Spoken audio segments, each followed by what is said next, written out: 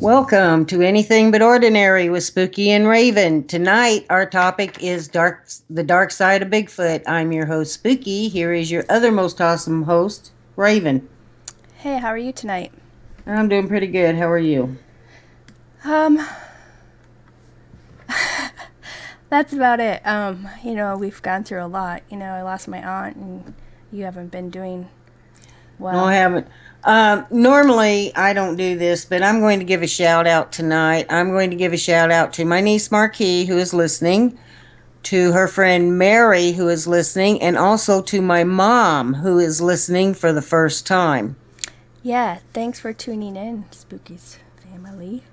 It's kind of cool. Now you're going to feel a little nervous because your mom's listening, right? Oh, well. She'll be like, what? Is that what you do with your spare time? That's probably what she'll say when I get off the show. Is that what you do on Tuesday nights? Is this what I go off in the other part of the house for? Right. I just want to say one, too. We've been getting, a lot of messages from new listeners and everything else. And me and Spooky just want to say thank you to everybody who's been sending us a lot of positive messages and show topic ideas. And we do want to give a little shout out to Charlie in Scotland and just want to say thanks for all the great messages. And hopefully we'll catch one of you guys at our live shows. But yeah, he sent us a great email. Yeah. Well, everybody does. Well, everybody does. I was just surprised that somebody as far away as Scotland was actually listening to our show. But we appreciate all the emails we get. And if you have any show topics, send them to us. We will check them out, and we may not get to them right away, but we will eventually get to them. Yeah, we try our best to get to everything that we can, when we can. And, we also appreciate everybody who tunes in on a Tuesday and comes in with us and banters. Oh, absolutely. Shares their thoughts and their ideas with us in live. Our chat room. Yeah. I mean, we're just two friends who like to banter about a lot of things. We never claim to be experts. We're not entertainers. We don't get paid to do this. It's just something we do in our free time. Because we find a lot of things fascinating and interesting. Just because we talk about it doesn't mean we always 100% believe in it, but we do find the topic interesting, and sometimes we do a show Exactly. on it. Exactly. Well, anyone who knows me knows that I watch a lot of Bigfoot shows. Now, recently I caught this documentary about the dark side of Bigfoot. It touched on reports where people claim to have been attacked with stones and trees being tossed at them or near them, to stories of being abducted, and even a case or two of deaths attributed to Bigfoot. Right. God, what's that show called? I think it's on Finding Bigfoot. Right. They have people sharing their encounters with this unknown cryptid of a creature sometimes, and it's harassing people while they're in their house or their cabins. And I've even seen some shows where these people are coming on, and it's groups of people, not just one or two, almost a whole town sometimes, where they're saying these things will cause damage to their property. It's killed even their livestock or dogs, because I know dogs tend to get hurt a lot from these supposed cryptid creatures. That's one thing about these shows, that there's, every once in a while there's a report of some sort of creature, Bigfoot type creature, killing their dogs. But what could be causing this type of behavior from these creatures? Now, some have speculated that they are only protecting what they conceive as their domain. Right. But here's, because there's a lot of people who are like, oh, this doesn't exist because I've never seen it.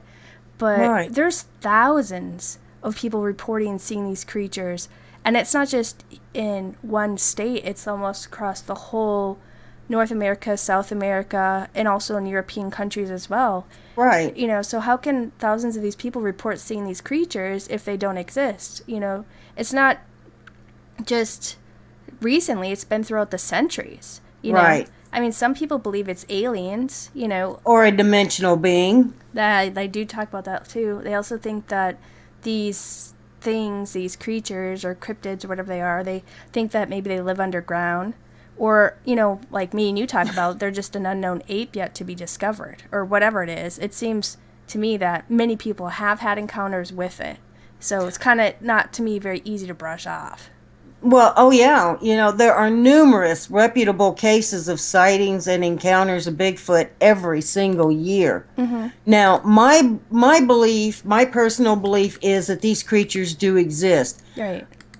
because I myself have had an encounter, a couple Couple. of encounters. Yeah. And my thought is that it is just an animal, possibly an unknown primate yet Right. to be documented. Right. As far as we know. I mean, maybe the government already knows about this, as so says some conspiracists. You know what I mean? Yeah, but I think it's just North America's great ape. Right. But I do believe they exist. And like I said, I've had my own run in with them. You know, I just think that there are far too many. My cat is pounding on the door. I just think there are far. Why does he always do this when we do a show? He wants his 15 seconds of fame. He wants to be popular on YouTube. He's been doing that for almost 2 years now. I just Yep. think there are like far too many people that, like I said, have had these encounters. You've seen some things yourself or sightings of the creatures for it not to be true. I mean, there's got to be something. There's just too many. And just because we haven't found like any bones, it doesn't mean the animal doesn't exist. Because, I mean, if you're out in the wilderness and everything else, nature reclaims it all, everything. Right. I mean, we own property in the wilderness. And I've only ran across only a few deer carcasses, but I've never seen any of the other species that I know exist up there, such as far as the bones go, as far as like bears. I've never saw bear or wolf or cat or moose or badger or all these different other animals' skeleton remains. So does that mean they don't exist just because I've never run across their skeleton remains in the woods? No. So just because you don't find bones doesn't mean something doesn't exist. Well, right. Although they have been discovered, it's not common at all to come across them. Right. But what this thing is, I mean, I don't know. I can't say for sure exactly because everybody has their different theories. You know that. Right. But to me, it seems that there's just a plethora of people throughout the years from all walks of life that seem to have run into, I don't know, some type of cryptid thing that's really left a lasting impression on them because it's burnt in their memory. Well, you said yourself, there's been all kinds of theories on this, and one of the common theories is that it is the missing link between human and ape. Mm-hmm. And I personally do not believe that because, for one thing, I don't believe in evolution, I believe in creation. Mm-hmm. So man just did not come from, I don't know about other people out there, but my family did not swing from trees. Although there are some that I kind of, although there are some that I kind of question that. Right. But tonight, Raven and I are going to share some stories we found on the net that talk on the darker encounters or run-ins with this beast. Right. Just a second. One of my picture things hanging up. And always, whenever we do something for the show, well, it's not uncommon for it wouldn't be normal for something not to happen. Exactly. And so, welcome to our fun times of something acting up. The picture's just hung up, so just a second, guys. For whatever reason, that always has to happen. It's like, oh, you think you're going to run your show smooth tonight? No, sorry. But like you said, you had a couple encounters yourself, remember? Right. Just a second. Here, Spiky, it's stuck. But it wasn't anything, drastic or that I mean, it didn't throw rocks at me or spit at me or anything. It just stood there. Although one just ran right in front of my truck, and that was actually a very quick sighting. But it looked like a monkey running. Right, if I hadn't stopped, I would have hit it. Right. Okay, I got the picture to change. I don't know. Sorry about that. It just hangs up, and that's what it is. What it is. Anyway, like we said, we're not, like you were saying, we're not here to make anybody like a believer or not. You know what I mean? We're just gonna share some stories that we found on the net of people claiming to have these so-called experiences, real or fictitious, fictional. We don't know. Well, right. So why don't you, Raven, go ahead and start us off? Okay. Well, I found this one. This is kind of an older one or whatever. And don't mind my crude drawings.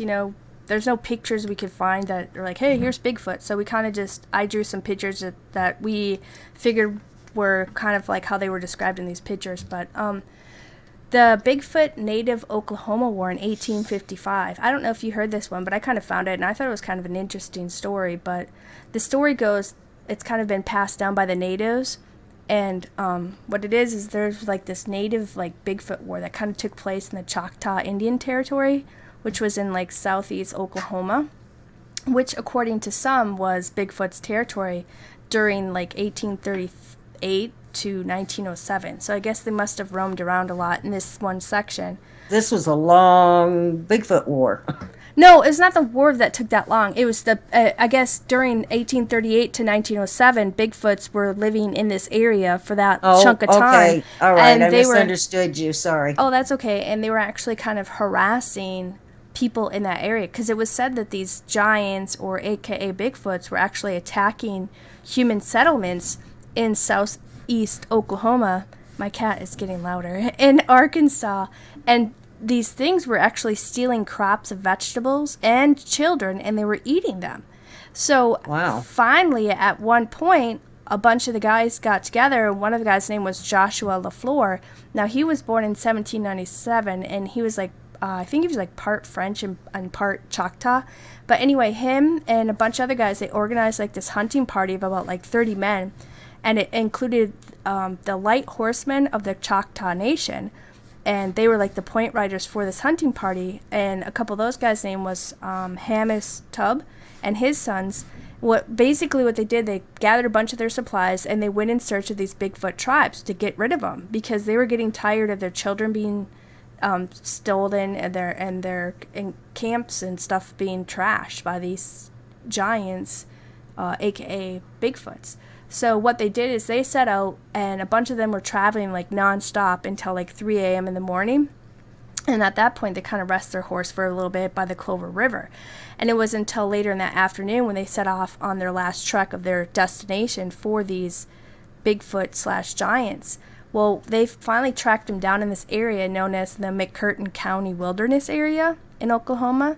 And that's when Captain Josh, he basically halts the men when they reach this area, and they were scanning the area and stuff and using like this telescope to spot them. And he actually found them about 500 yards away from where they ended up tracking him to.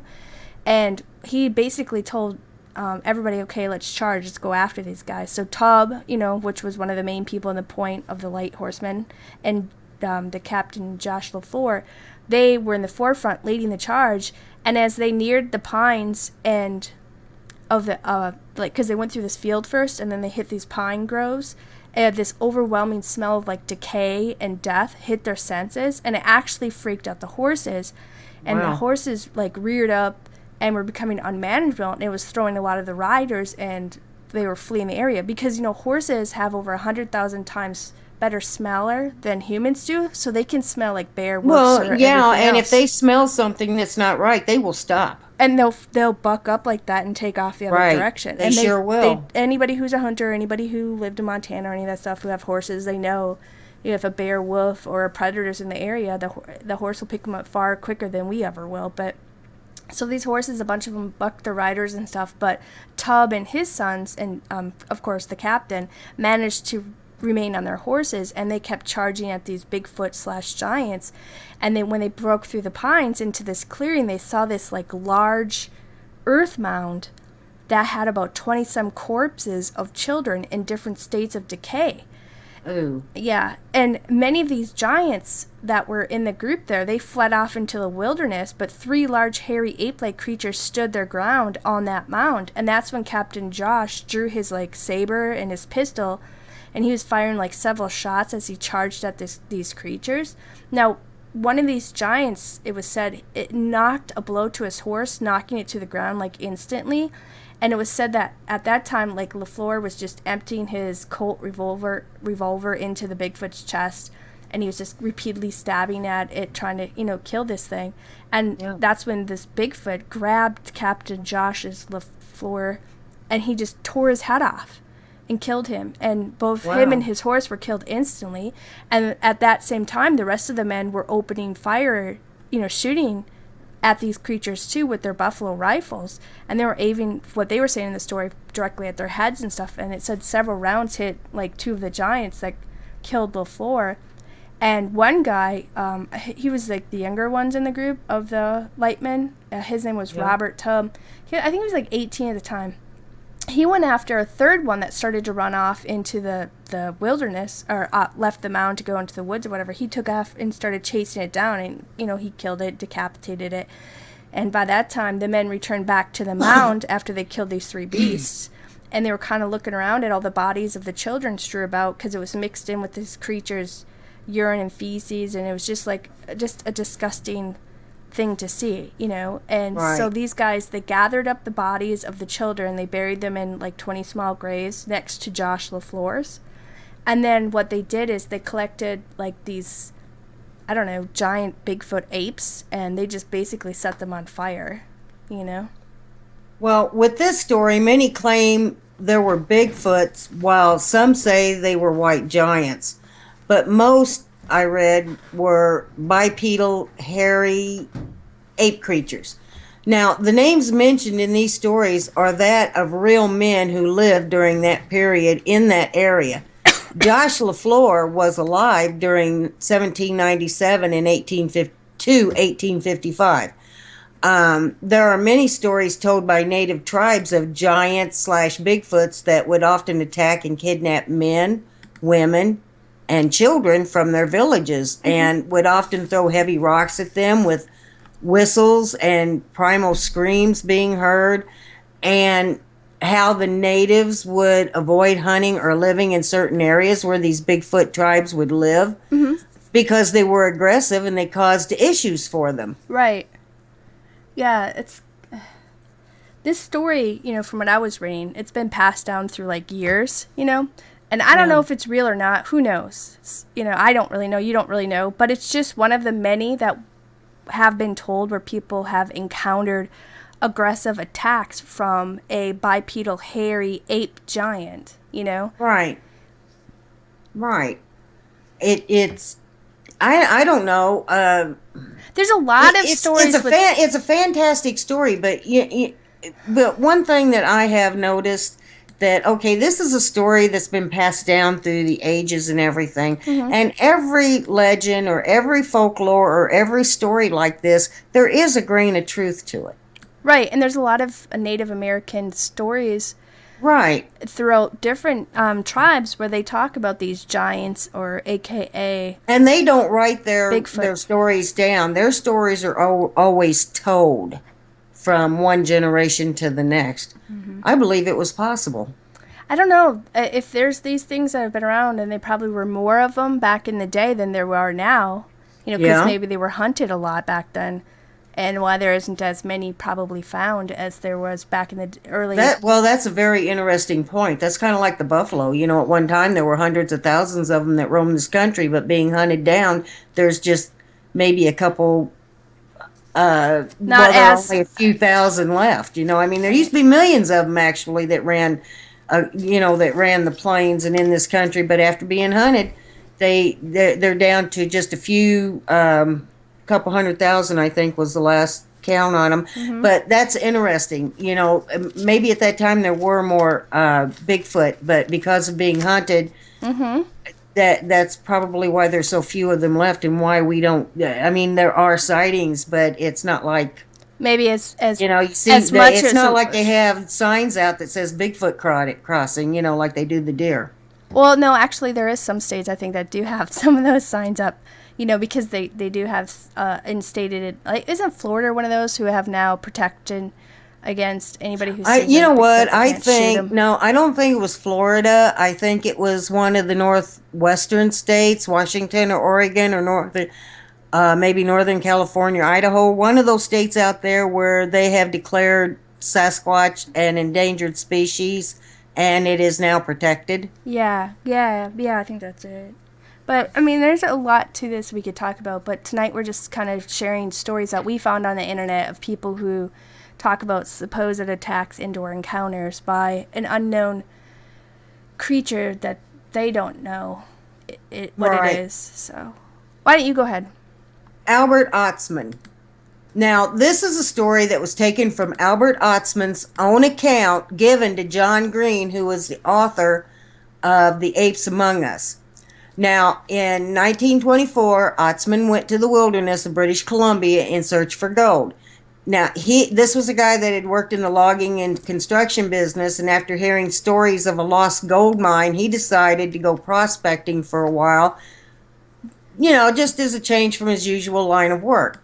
Now, he hired an old Indian to lead him to the head of the Toba Inlet, and along the way, this Indian would tell Ostman stories of Sasquatch. Now, Ostman didn't know what Sasquatch was. Yeah. And when he asked what kind of animal is that, the old Indian told him it's not an animal, but giant, hairy people who live in the mountains. Now, Ostman thought the stories to be Indian fables, and he told the old Indian that he did not believe in fables. But when they reached the inlet, they made camp, and the next morning they parted ways. But the Indian was supposed to come back in 3 weeks to the same spot to pick up Ostman and get him out of there. I'm not sure. Right. Well, I don't know either. But. So as Ostman did some exploring of the area, he decided that in the morning he would head further into the mountains. Well, when morning came, he packed up his camp and set out for the mountains, and he spent his days looking for good places, to prospect and make camp. And 4 days into his journey, he started to notice that each morning when he woke, he would find something had been moved in his camp. Mm-hmm. Things would be moved. One night, the contents of his backpack had been dumped onto the ground, and he also that would be kind of a little unsettling. You'd be like, "What what is going on here?" Right. Well, we call them backpacks. They called them backsacks back then. But same difference, though. Yeah. Same difference. But the thing of it was, his backpack was still on the pole that he put it on, but it was turned upside down, and it had been opened, and all the contents were on the ground. Yeah, maybe now, you're right. That would be unsettling. But every single morning for after this fourth day, every single morning he got up, he noticed something in his camp just wasn't right. It'd been moved or whatever. Right. Now, he did notice that some of the foodstuffs was turning up missing. All the canned goods were still there, but the sweet packs of things were missing, along with some pancake flour. And this went on for 3 nights. So on the 4th night, he really took notice of where he put everything, and then he placed his rifle in the sleeping bag with him. And this night he didn't undress. He slept in his clothes. The only thing he took off was his shoes, and he put them in the bottom of his sleeping bag. Yep, sorry. Because he was determined to stay awake and find out who this visitor was. Well, yeah, I probably would have thought it was a raccoon or something at first. Yeah, really. That's, until I saw the backpack turned upside down. But, an animal could have crawled on that and done that. Right. Oh, excuse me. Yep. So, anyway, he must have fallen asleep, because he said the next thing he knew, he was awakened by something picking him up, sleeping bag and all. So being half asleep, he thought first it must have been a snow slide. Right. And then he remembered that there was no snow around the camp. And since it was still dark out, he couldn't see what had a hold of him. And he said he felt like he had been tossed onto a horse, but it felt like whoever this was, or whatever it was walking. So he was, thrown over whatever it was, shoulder. Now, while he was trying to reason exactly what had a hold of him, he tried to get to his knife, but it was underneath him and he couldn't quite get to it. And even though his rifle was in front of him and he had a hold of it, he grabbed onto it tight because he didn't want it to slip away. Then he would be completely defenseless. So, and he could also feel this, whatever had him, walking up a steep hill and then walking downhill. And at times, I guess it got tired of carrying him on his shoulder because it threw the sleeping bag on the ground and dragged it. That would have been... You're too fat. Bam. I know. I think I would have stuck my head out of the sleeping bag and said, what in the world's going on here? I would have cut myself out of the bag and fled. I'm out of here. Right. So, but, like I said, you have to remember, he was in a sleeping bag and he couldn't see what had him. He was under there head and all. And all he could do was feel these things. So whatever had him had a tight grip on him. And he couldn't move. He was in one position because it had such a tight grip on him, he just couldn't move. And so finally when they stopped, he was just dropped onto the ground. So his back sack had hit him, and when he stuck his head out to see wherever it was he said he heard chatter that he couldn't understand. Right. And he tried to get out of his sleeping bag, but he'd been in the same position for so long his legs were numb and he couldn't do it. And it was still dark outside, and even though he couldn't see anything, he had heard enough to know that whatever it was, there were 4 of them. Now, finally, he got feeling back in his legs, and he tried to get his boots on. And as the sky got lighter, he could see the outline of his so-called captors, and he realized that the old Indian was right, that Sasquatches were real, and he was in the middle of them. And he said he could see them clearly. There was a male, a female, and 2 young ones, a young male and a young female. And he So said, it looks like a little family or something. yeah, it was a little family of them. Uh-huh. So the young ones, he said, seemed to be afraid of him, and the female appeared to be scolding the male. And Ostman said he wasn't sure if she was just not pleased with what the male had drug home or what.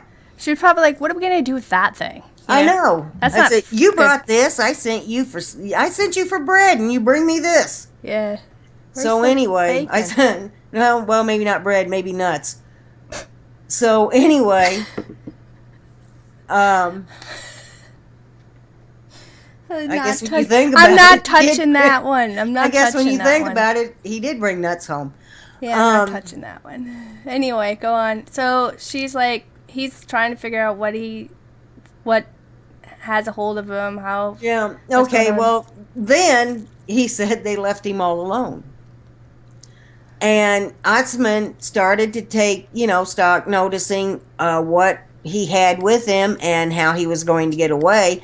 And he said he appeared to be in this valley-like place that was surrounded by mountains. Actually, they were, stone bluffs there, on at least on 3 sides of them. And he said that there was one pass, and he guessed that was the way they came in, but the male was sitting at the opening of that. Mm-hmm. So, and it just so happens when the male grabbed him in his sleeping bag, he also grabbed his back sack. So he did have food. He said he had a compass and his prospecting glass, which were on a string around his neck, and he had his rifle and his knife. Mm-hmm. Now he emptied out his back sack to see what food he had. And he said that, he still had canned goods and he had only a few matches. Right. So anyway, he opened his only can of coffee he had with him, and he dumped it in a towel and tied the ends up because he used the can, to get him water to drink and stuff. Right. Yeah, the guy was thinking. So anyway, he began to study his location, and he said that there were also, he thought about climbing up a tree, but the trees were like 30 feet tall, and the floor was covered in moss. And he said the first day he had to eat his food cold. He had no Well, didn't he utensils. find a small spring or something? Yeah, he did. He walked over, he found a small spring, and what I found interesting about the story is, he's wandering around all around getting his water and everything. And basically, the male Sasquatch brought him home, dumped him on the ground, and left him alone. No, And I don't think it left out of their sights. I think they were close enough to him. Well, the young ones were finally getting curious, and they would creep up, and when he wasn't around, they would look through his stuff.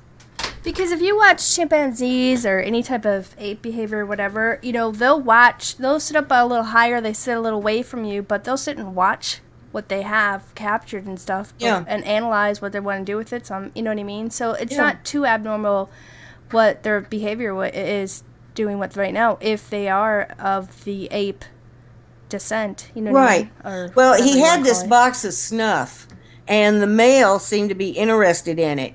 Mm-hmm. So he had an empty snuff box also, so he put a little snuff in it and he gave it to the young male, and the young male would run over to the big male, I guess his dad, and the big male would lick this snuff, would sniff at it and stuff, and he seemed really interested in this snuff. So when Ostman decided that he was going to escape, what he did was he gave the full snuff box to the male, and he grabbed it and he just inhaled it, and when he did, he got sick. So Ostman, he had loaded his rifle beforehand, and he made a run for the pass. Well, the female was there, and she tried to stop him, and he fired over her head, and it startled her enough that he got away. And this guy ran for hours. I mean, he ran for hours until he finally figured out that they were not, chasing after him. And I think he was I think he was running for like 4 days. I can't imagine running for 4 days. If I'm running for 4 days, there's more than one thing chasing me. But anyway, finally after 4 days of running, he found this logging camp, and he walked up and he told him he was a prospector and was lost. He didn't tell him what had happened to him, that he had just escaped from a Sasquatch, because he thought maybe they would think he was crazy and wouldn't help him. So they fed him, and they helped him get to a boat that would take him to Vancouver. And this was the last prospecting trip that he took. He never returned to the woods again after that. But didn't he hang out with them for a while and try to make friends with them? And I think they had him for something like 10 days. Because if I remember right, he was captured for like 10 days.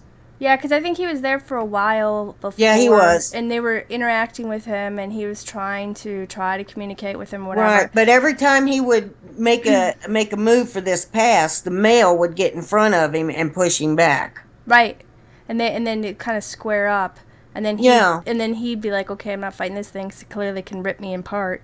Then he'd go back and analyze some more, because he was in an area where there was cliffs and everything else, so he couldn't leave because he'd fall down to his death. There's only a certain area where he could escape from. Right. So for those 6 days, he was trying to figure out and trying to communicate with these things, or 10 days or whatever you were saying, before he finally got away. And the thing of it was, too, when he took off running in his socks. He didn't even bother to put his boots on.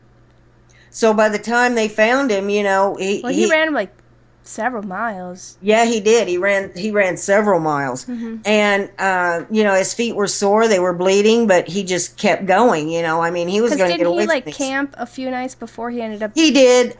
He camped I think it was a couple nights, because one night he ran straight through the night. I don't know how he did that, because up in the mountains, I don't think I would do that. But a couple nights he did stop, but he would stop high up so he could see what was coming, through this canyon. Yep, yeah. And he did shoot small game so he would have something to eat. Because I think he ran for like few days, Yeah, I did. It took him, I think it was 4 days before he came upon this logging camp. Right. But like I said, after they had helped him, because they fed him, and they helped him get to a boat, and when he went to Vancouver, he never went in the woods again. Yeah, I think that was the last time he ever did anything like that. He was like, yeah. Would you? If this is a true story, I wouldn't go back either. I would not either. I don't blame him. Now, is his story true? I don't know. Right. There's more to this story, and you can read it by going to www.bigfootencounters.com, mm-hmm. and his entire story is there. Now, he does go into a lot of detail, especially about what these creatures looked like. Mm-hmm. So, but you can read it for yourself, and personally, Ostman does go into a lot of detail, and I think maybe, just maybe, something did happen to him out there. Right. Well, you've had experiences and stuff. Hold on, I'm about to go to coffee and fit. But, if you've seen something and other people saw something, it still makes me think there's going to, I don't know, his story might be true, It just might be. You never know. I don't know if it might be as elaborate as I've read it to be, but maybe it is true or whatever. Hold on a second. He could have keep talking. I get a cough. He could have embellished the story. There's no doubt about that. A lot of times they did just that. They embellished. But like I said, I read the entire account that he gave to this John Green. I said his name was. Yeah. And he does go into detail. He does mention a lot of things. And either this happened or he was very familiar with those woods. Right. I think he probably did encounter something a little bit. I don't know if it was as elaborate as it was, but but there's so many that we were kind of reading online and stuff, and it's hard to, it's hard for us to judge somebody else's experience, because there's so many Right. people who have had many experiences. Who are we to say that they didn't encounter something strange? And if you look at it as a cryptid creature of an unknown or primate that we might not know exist, it's plausible because apes and chimpanzees act in similar manners. So Right. it's not too far-fetched, but I found a story on the internet when I was looking for stuff, and I found a story about actually like this whole town being harassed by Bigfoot creatures and Wow. cryptids. Yeah. I thought, which it's in Alaska, and Alaska is huge. So Yeah. for something to be of this size and an animal like that to never be found, Alaska is a good place to have a bunch of them if they Right. do exist. But this happened in Portlock, Alaska, and this is located in the Kenai Peninsula. Right. Now, this is near the head of Chatham. I think that's Chatham. Chatham. Yeah. Anyway, it's east of this abandoned mining town of Chrome, and this place is only reachable really by boat or bush plane, which a lot of places in Alaska kind of are. You know what I mean? Right. But basically, this is a ghost town right now. Now, there's still several empty buildings there. They still have like the old cannery and the mining tunnels. They still kind of remain. What was used to be Portlock, you know what I mean? Now, how it became is this guy, his name was Captain Nathaniel Portlock, and he was this Royal Navy guy, and he arrived there sometime in 1787. And later on, by the 1920s, that's when, Portlock finally opened its official post office, so then it's like an official town, you know what I mean? Right. Now, many started to refer as the Port Chatham because it was so near that bay, even though it's technically was called Portlock, you know what I mean? Right. But anyway, it became like this cannery town because it was a really good point as a supply point for the local miners and in Chrome because of where it's at with the fishing and everything else. And they also built like this school, and a lot of the native children in the area would actually come to the territorial boarding school there as well. So it was growing throughout the years. Right. So it wasn't just a couple buildings and a few miners. It was actually establishing as a real small town. Well, as the years were going on, a lot of strange things were actually happening to the people who lived in Portlock as well as in Chrome and other surrounding areas next to there. Now, a lot of these stories were these people were being tormented, they were being attacked and killed by a creature that the Sugasan natives, I think that's how you say it. I apologize for saying it wrong if I did. Sugatsun natives. And what they called this beast, they called it the Natanuk, which means basically a hairy creature, i.e. Bigfoot, But all these people were being attacked by these Bigfoots. Now, a lot of the men from the town, of course, they go hunting, so they'd go up into the surrounding hills to go hunt, and they said that these guys would never return. And sometime during, even World War II, there was bodies, mutilated bodies, being floated down the river into the lagoon, into the town, and these bodies were basically torn and dismembered in ways that wild animals like bears and stuff could not do, nor would they do, And you remember how we were talking about earlier in that one first story, talking about how they were decapitating the bodies, and monkeys are known, and apes and chimpanzees are known to have those similar actions too. But these hunters, they would go and not come back from the woods and the mountains, and these bodies started floating down the river of these guys being dismembered, and there's no wild animals that do these things. Well, of course, other hunters are going up, and they would say when they were up there tracking, they actually would see these large footprints that were 15 to 18 inch long, and they were almost like human prints. And they said they would often see these large man-like creatures in the woods or often in the fog in the mountains. Now, several people went missing from this town too, and it ranged from gold miners to loggers to even some of the local people who ran some of the buildings and towns and shop stuff. You know what I'm saying? And there's Yeah. one guy. He was like this local sawmill owner. His name was Tom Larson. Well, one time he was cutting wood for the old fish traps, and he spotted one of these Bigfoots on the beach too.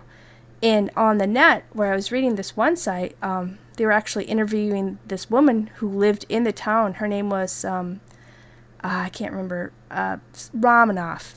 Now, she was born in the Melania?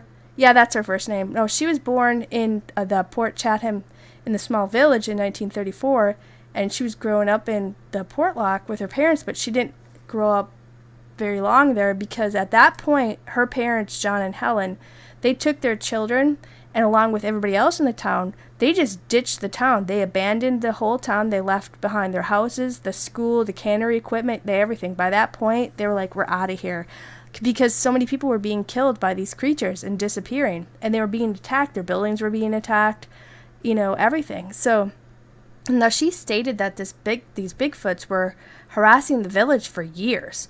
And she said not only these hairy creatures, but she said also there was paranormal activity that was harassing people there. She said there was apparition of a woman who was always clothed in like this black clothing, and she would often be seen coming out of the cliffs, and she had like this very pale face and stuff. She would come out and then she'd go back into the cliffs, just disappears quickly. And it's weird because she said oftentimes when you would see that apparition, another Bigfoot attack would occur on people too. Now, she even stated or alluded to that her godfather, his name was Andrew, he was like logging, with the logging crew and stuff, and he was actually killed when something threw like this really large like log or logging equipment on top of him, and it killed him instantly, which a person couldn't pick up and throw. You know what I mean? Right. Now, they say that a Bigfoot supposedly did it.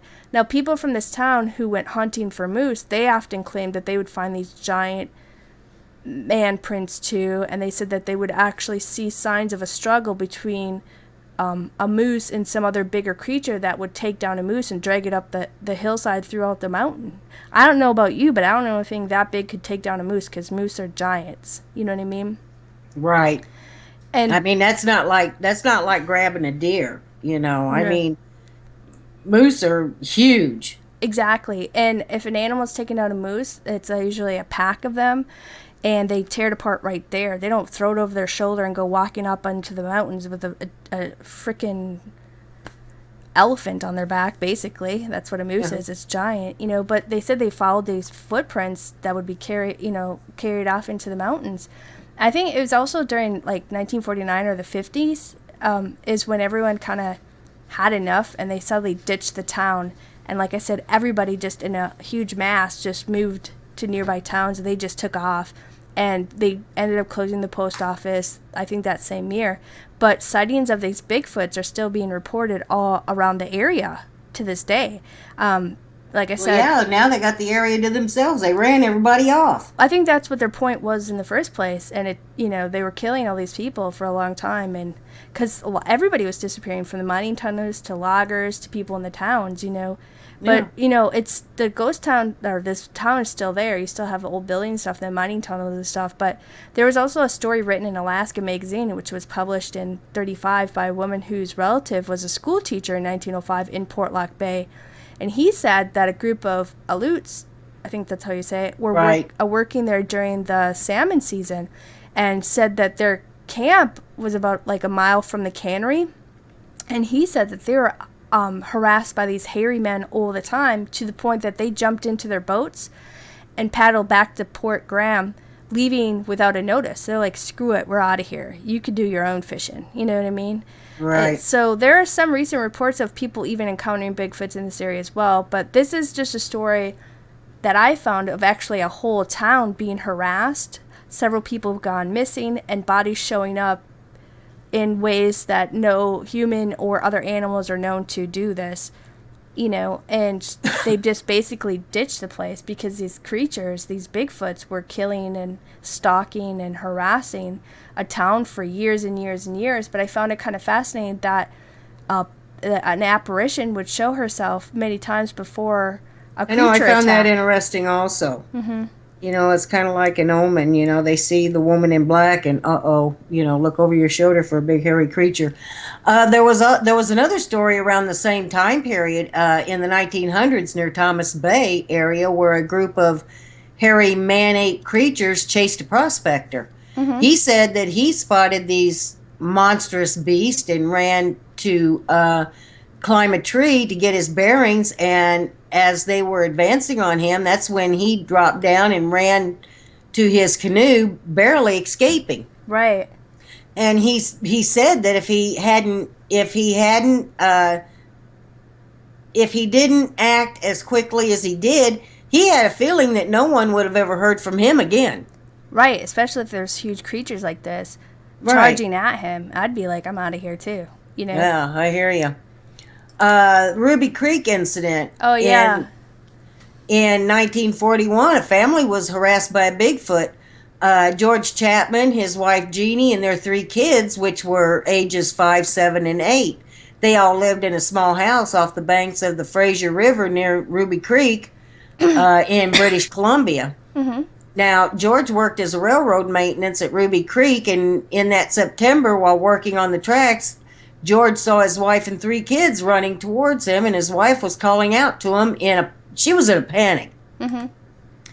And she told him that a Bigfoot was chasing them. Now, this first occurred while they were outside. One of the children, who was playing in front of their house, noticed something, came running in shouting for his mother to come look, and she said that she saw a 7 to 8 foot tall ape-like creature covered with dark hair heading towards their house. Now, at this time, she grabbed her Could you kids. imagine being a kid and seeing some crazy creature that you don't even know what it is coming up out of the woods, and then you're like, hey, Mom. I know, running towards you. You're, hey, Mom, guess what's out there? And then you're the mom putting up the laundry, and you're like, holy Yeah. sheeps. Yeah, really. So, like I said, when she saw this, she grabbed her kids and she ran to find George. Yep. Now, George and several other workers headed for their place, and they found 16-inch long footprints. Yeah, same thing. Kind of And- like what I was saying about the Tom, 15 to 18-inch footprints. So these things are pretty much the same type. So they size. tracked it and to a shed where it had dumped a barrel of fish and headed off into the field toward the mountains. Now, he said that the prints on each side of the wire fence, which was about 5 foot high, he said that this creature had to be tall for it to just step right over this fence. With ease, yeah. Ease, yeah. 5 so feet several nights. high. That's a pretty high fence, dude. Yeah, really. So this creature So was tall. several nights, this creature stalked their home, and it was howling. And they finally packed up, and moved. After a week of this, and they never returned. And people and researchers went to this place and even made a cast of the creature's prints. Right. I don't know if it was a cast or a drawing. It's like one of those, because back in the day. But I think a lot of people have kind of heard of this. There are pictures on the internet which we can use because we try to be protective of other people's copyright stuff or whatever. So that's why we kind of sketched up our own kind of drawings for the show tonight.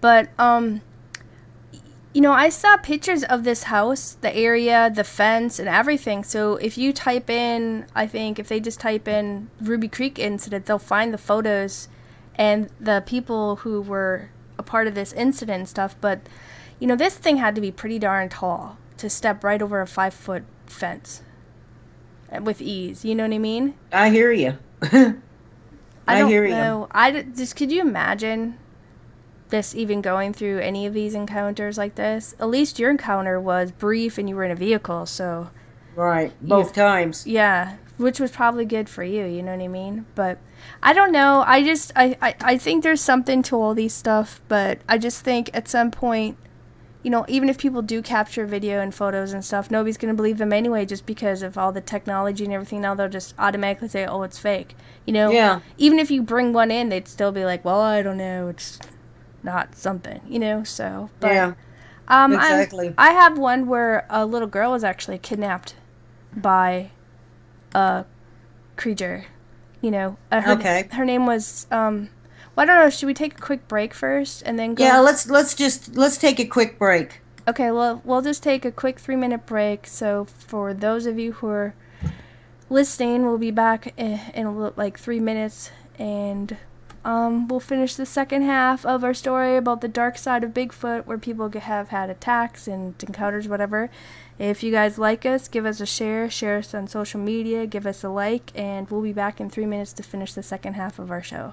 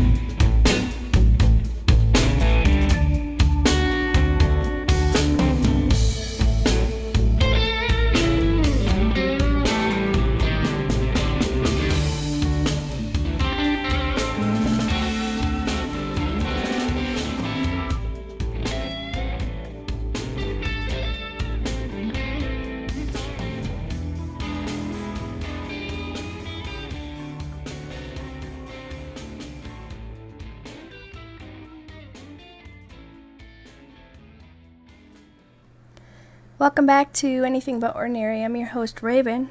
Hopefully Spooky's back with us. No, not yet. Do the second half of the show.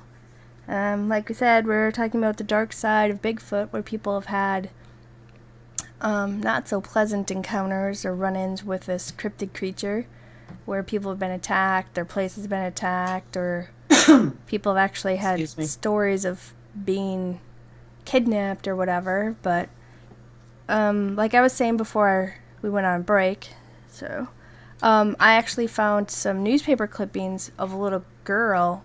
Her name was Ida Mae Curtis, and in these newspaper articles, it talks about her being abducted by a bear, but actually when the parents and the family are talking about it, she was actually abducted from like a Bigfoot type of creature. But I'll just get into the story or whatever, but it was Ida Mae Curtis. It was in like July of 1955 when this strange incident occurred in the Kootenai, is that how you say that name? National Forest?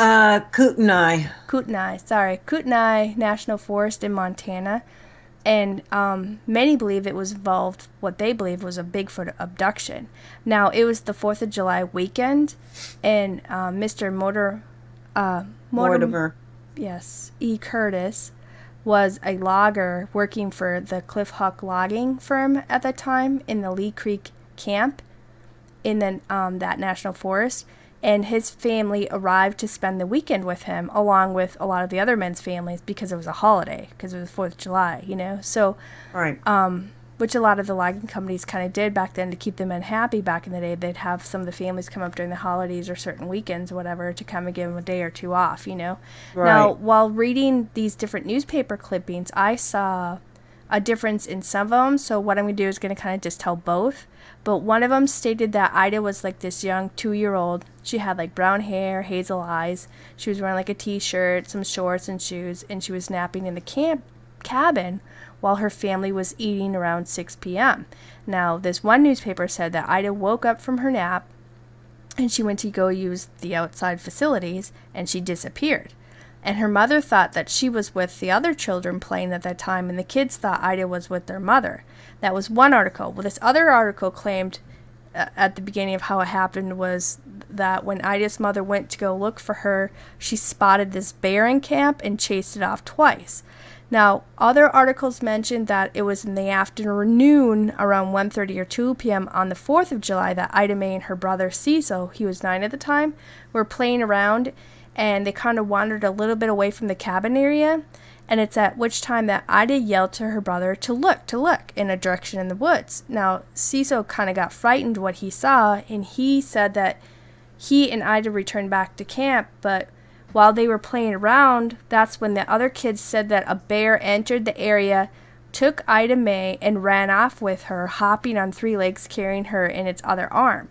Now, one of the papers said that they were actually playing away from camp, not kind of like in camp, and Ida saw something, told her brother, he fled, leaving her behind, and she went to see what it was, and that's when this thing snatched her. So there's a couple little variations, because there's so many different Yeah, but the thing articles, of it but is, it's still the same point that a bear-like creature well, a bear snatched is her up not and going took to off. snatch somebody up with one Arm, arm or leg, right? because they don't have arms; they have legs, and it's going to hop off on 3 other legs. That's not bear Behavior. behavior. Thank you. Right. Well, I just wanted to kind of say what a couple of the different newspapers were saying, but when you read them all together, they all end up saying the same story, which I'm going to kind of say. But it says, at which time Mr. Curtis, her grandfather, who was also logging for the same company as her father, he was in a different section, and he was working in the woods, and he, too, spotted this bear-like creature carrying something and running on 3 legs, and at which time this paper stated that he took off running after it, but he kind of lost it in a nearby creek. And the reason why he took off running after it is because he thought, because, of course he caught wind that Ida was missing, but because he wasn't that far off, but he said that he thought this one was actually carrying Ida from what he saw, and that he was tracking it, and he said that this thing walked through like a foot-deep creek before disappearing off into the forest. Now, park rangers and authorities were notified, and a search party was rounded up of about like 450 people to start searching for Ida. Now, not long after Ida was taken, that's when the weather grew dark and rainstorm hit, and with snow after, which is really weird because that happens a lot with the missing 411 things when people get snatched. Yeah, I noticed that. And this whole weather just quickly goes. The weather suddenly turns Changes against like them. that. Yeah, and there's a lot of repeated cases like this with the missing 411 stuff. But anyway, which made it harder for the searchers to go look for Ida in those conditions. But on July 5th, around 3:30 p.m., that's when Ida Mae was found alive. Now, here is where it starts to get a little strange. And I threw a little sketching up because it kind of goes with the story here. Don't mind my drawings. But I think you draw great. thanks. Well, you don't really know what Bigfoot looks like, Sit down, Bigfoot, while I sketch you. But on July 5th, this is, like I said, around 3:30 p.m., they found Ida Mae in this fashioned shelter of cedar slashes. And such that, when they saw it, there's no way that she could have created this. They're far too heavy for a 2-year-old to even lift or create such a type of shelter. And they stated it was just near impossible for her to even be found in that spot without a single scratch or a mark on her. She had nothing wrong with her. And for her to be found in these conditions and stuff, they said that something had to have carried her for her to end up here with no marks or anything on her. And now Ida Mae told her mother and others that a bear cuddled her and took care of her the whole time when she was missing. Now, the searchers even stated that there was a snowbank not even 100 yards from her, with it raining and snowing that whole time she was missing. But when they found her, she was completely dry. She showed no signs of being exposed to those kind of elements. And, Wow. and you know, the searchers who were looking for her all that night, I mean, they were soaking wet to the bone and they were freezing. So, in other words, there's no way that she just wandered away from the camp. No, not and that far away. Traversed through a creek, went up some hills, and all this In stuff. bad weather. Built this amazing cedar shelter slashing thing that's way too heavy for her to even lift. You know, but you know, like I said, you know, they were soaked and stuff, and they were shocked that, you know, she was dry. Even her shoes, which were caked with mud before she disappeared, were super clean, and they were found in the shelter. You know, when they found her, her dad was one of the men that was kind of like in the party, and her first words to him was, "Daddy, a bear, a big bear." Now, when, you know, when Ida Mae was taken to the hospital too, they examined her and stuff by doctors, and they said that she was in perfect health. There was no scratches, there was no bite marks, there was no effect from exposures to the elements because of the snow and rain and everything that happened. Right. But here's the thing. I don't know about you, all right? But I've never, ever heard of any story of a bear kidnapping a kid, cuddling them all night long, and feeding them berries. You know, I've heard of several reports of bears kidnapping kids, but right away they maul them. They're eating them instantly. Also, they do the same thing to adults. And sometimes they even save some of the meat for later and partially bury these bodies for later on. I mean, let alone hearing of a story of where the bear took care of a kid through bad weather and let it go the next day without a single mark on their body. That's like, it's not a bear, okay? Bears don't do that. They never have. That is, bears do, no, I agree. Bears just do not do that. I mean, the kids and the grandfather both saw a bear-like creature running off with Ida, carrying it in its one arm. And if there was no creature carrying her off, one, how did Ida Mae, who was only 2 years old at that time, cross a creek, stay completely dry, survive 21 hours out in the rain and snow weather, and not have any signs of exposure? Well, not only that, how did she build a crude but sturdy, heavy cedar slashing shelter? Right. And if wild animals such as a bear did grab her, why were there no teeth marks or claw slashing on her or her clothing? Exactly. She'd have been tore up from head to toe by many things. Even if she took off by herself, she'd have been tore up even building that shelter. I'm sorry. Trying to get through the woods, you know. I mean, there are briars and stuff. She would have been scratched up. You know, her feet, her shoes, would have been muddy. Why did the bear clean her shoes for her and then set them aside in the shelter? You know? Yeah. If that's the case, I should hire this bear, and he could do some cleaning and babysitting for me, you know? Yeah. I wonder if he does windows. Seriously. You know, in this paper. I am serious. I know that. I'm just saying seriously. And I'd hire the bear first. You know, if he's that good at cleaning and babysitting, come on over. You know, he polished up her shoes, set them aside inside that cedar shelter that it created, you know, and she was in good condition. She was taken care of, and she was even fed. But seriously, in the paper, it stated that maybe when this bear was carrying her, this was like the sheriff saying this, when the bear was carrying her, her feet must have dragged in the water, thus it cleaned her muddy shoes. Oh, yeah. So that's why they were her super shoes were clean. dry, weren't they? Yeah, and they were basically nice and set up in the corner of the shelter. Why would she take off her shoes and clean them? You know, exactly. But at one point in the papers, the Lincoln County Sheriff, his name was Ray Frost, he was actually getting really annoyed at the parents by telling the papers that a bear-like creature took off with their kid. And he said that she was never taken by a bear. She just wandered off. And he told the media that he was going to go speak with the family and make them stop talking about all this stuff. Now, why on earth did the sheriff want to go out of his way to make this family change their story? See, that's the same thing with some of the missing 411 stuff that we were kind of reading off with some of the odd ones where the authorities and everybody were kind of changing things. Remember we were reading some of those stories and getting into that? So there's a lot of things that don't make sense, but it just seems off to me. I mean, let alone a 2-year-old in a shirt shorts and shoes to be bone dry, while several of the searchers were looking for her were soaked to the bone, and they would go back and do a lot of change clothing and then go right back out again, so they wouldn't freeze to death while looking for her. But this little 2-year-old, she crossed the creek, she made a shelter, she stayed perfectly dry in an environment that was tough for even the searchers to traverse across. Well, one searcher, Harold Chappell, he made a comment that the area was rough and wild, and that they only could search 1,000 feet in the rain and the marsh, and were soaked within 15 minutes of searching. Yeah. So she told the story of this bear, okay? She said this bear was taking care of her in the woods, and others stated that they saw a bear creature running off with her. And of course, will post these links to the newspaper articles that I have here, that I read all this off of, for everybody to kind of read in the YouTube description or whatever, so they can go and read it for themselves. But there's actually a lot of these articles out there that were going on for a while talking about this story. You know what I mean? Well, I read somewhere there were other cases of missing children with the same kind of shelters nearby, where they think it was I think it was the Dennis Johnson in Yellowstone and Derek Ingebrigtsen in Crater Lake cases. Yeah, the boys were never found, according to this one site I read.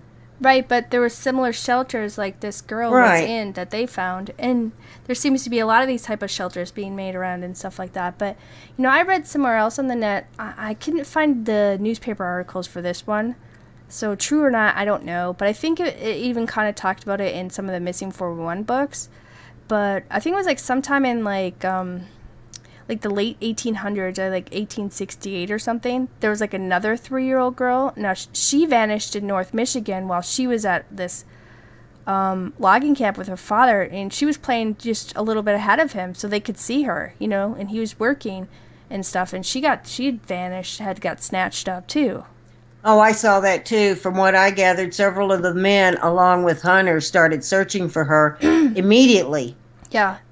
When they heard her faint cries in the thick brush. Yeah. Now, when the men began to get close, they stated they saw a giant bear creature flee from the area and crossed a river in only a few strokes. Right.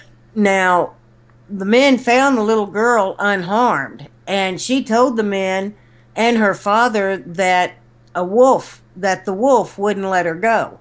And noticing she was missing clothing items, the dad asked her where they had gone. Right. And at this time, she stated that Mr. Wolf ate her hat and gloves. Now, he asked her why she didn't answer them when they called for her, and she said the wolf wouldn't let her, and that it even gathered berries for her to eat. Now, according to Missing 411, he had seen this story in several old newspapers from 1784 and again in a 1920s reprint. Right. See, it's the same thing, kind of like a similar story. So a lot of these kids talk about this bear or wolf-like creature entertaining them for a while, and then end up kind of letting them go when the other humans come around. But what happens when you don't find them? What do they do with these things? I don't know. But if anyone knows animals, knows that bears and wolves do not carry kids in their arms, make them shelters, feed them berries, So was it a Bigfoot? Was it this bipedal wolfman creature that this other kid had an encounter with? I've read, several different stories of people seeing these bipedal wolf creatures and stuff. And, we even had that guest come on, Holly. Remember her? And she has this bipedal wolf creature that's constantly stalking their house every month. It comes by at least twice a month, Right. And I think I've even read stories where these bipedal wolf creatures and these Bigfoots would even have it out over territory. Like sometimes animals get in fights because they're in their territory, or that type of stuff. Right. Or these people have said they've actually seen these wolf and these Bigfoot creatures get into fights over it. And there's stories of these Bigfoots would actually come in and scare people off to leave the area because a bipedal wolfman creature, I don't even want to say wolfman, but a bipedal wolf creature was in the area hunting at the time. So even people have stories of this Bigfoot kind of scaring them off so they wouldn't be killed by this bipedal wolf creature. Right. Real or not, we don't know. We're just sharing these stories that are out there because, that's what the topic is tonight, to share supposed stories of encounters, abductions, and attacks by these bipedal creatures, But I don't, I believe that people who have told me when they have had these encounters with such creatures, I don't question you or anybody else who tells me if they have any paranormal or strange encounters with things that most people don't normally see, and there are just too many numerous accounts of these run-ins with these great ape or bipedal wolf creatures. So it just makes one, it has to make one step out of their own box and start to question the reality that we have conditioned for ourselves. Maybe there is more to all of this than just what we see in our own backyard. Well, are they real? I Are don't they know. unknown animals that no one has yet to capture? That's Maybe the only way somebody you're going to has, find though. it. Well, the only way you're going to find out for sure what they are is if somebody happens to capture one Right. I mean, I've said this or numerous. kill one. Exactly, but maybe people have back in the day, and that's why there aren't as many, And you know how history is conveniently changed, or certain things are not let known to the public by certain powers to be. So maybe at some point people did know more about this, but as the years gone on, it's been blocked from the masses nowadays, just like Yeah. history's being rewritten and changed. But, like I've said this numerous times, that if everyone in the planet was in the same room and we all told our encounters and our experiences, it would basically alter the reality of which we're trained or conditioned to. And you know that because you've had experiences that I've never had, and I've had experiences you never had. Right. And, And you know, chimpanzees and silverback gorillas have been known to charge and attack humans. yeah, Chimpanzees even have stolen children during a famine in Africa. They would raid the villages and steal human babies and eat them. well, right, exactly. The thing is like I was telling before, these chimps and apes and stuff, they can become extremely aggressive. And they even attack other groups of their own species, killing, the males or even the Right. species of their. Exactly, and they are known to attack face, hands, and feet, ripping bodies apart. So it kind of matches some of these stories of human bodies being found mutilated in these manners. And maybe, like I said before, Bigfoot is just an unknown species of the ape family. And I have said this before, lots and lots of times. I believe it's just an animal, and I believe that it's some sort, it's North America's ape, because I do believe it is an ape creature. Well, yeah. You would know more because you had kind of seen something of this twice, and it's not just you in the area that you live that's seen this, because they actually had that Bigfoot show come down in your area, and Right. several people had told of similar encounters, and there was That one one girl, woman, remember? exactly, that one, and this surprised me. I was I was going down the road in this one area, and this thing just ran right in front of my truck, and it looked like it a hairy thing running on its hands and feet. Mm-hmm. And as soon as it happened, I texted you and told you about this. And it was right where it was starting to get a little bit dark. And if I had not slammed on my brakes, I Oh, would that have was hit when you were this getting thing. your computer thing. Yeah, I Right. remember. I would have hit this thing. Mm-hmm. Now, it wasn't long after that. I think it was a month or two when the show Finding Bigfoot was in this area doing a show. Mm-hmm. And when they had their town hall meeting, in every one of their shows, they had this town hall meeting asking people, has anybody had a Bigfoot encounter? And everybody raises their hand, says, yeah, I saw him. He was over at Catfish's eating chicken. Right. So Yeah. anyway, this one woman stood up and she told about the same exact thing that I saw. Yeah, same coloring, Same coloring, around the same same time everything. period. Yeah, same Yeah. light And it was time of evening or day or whatever. I forgot it was. hers was in the morning though, when the sun was starting to, was coming up. Mm-hmm. Hers was a morning thing, and it was running along the road. She was in this one section, and it's known as the Great River Road. Mm-hmm. And she said that it was running alongside of the road, and then it just suddenly made a turn and took off through the woods. Yep, which kind of did to you. Is And there are a lot of right woods across. around here. Yeah. I mean, you would not, this part of this state, you would not believe there's as many woods, thick woods, as there are. Right. Well, we're going to kind of bring up one case too, because remember some of the missing 401 cases we were kind of reading, and some of it was kind of alluded that it was possibly a Bigfoot was taking some of these people. Right. Dennis Lloyd Martin. And this happened in the Great Smoky Mountains National Park. Yeah, we're not saying for sure it was or wasn't, but it was mentioned many times by some of the people. Well, who were involved. when we did our show on the missing 411, we decided to leave this story for this particular show. Now, at first, I rejected this story because I felt it had nothing to do with Bigfoot. But after digging deeper into it, I changed my mind, and I decided to present it to our listeners and let them decide for themselves. Right. It happened around 4:30 p.m. on June 14th in 1969. And just days before his 7th birthday, Dennis Martin, along with his father, his grandfather, and his 9-year-old brother, and there was another family with 2 young boys, were visiting the Great Smoky Mountains National Park.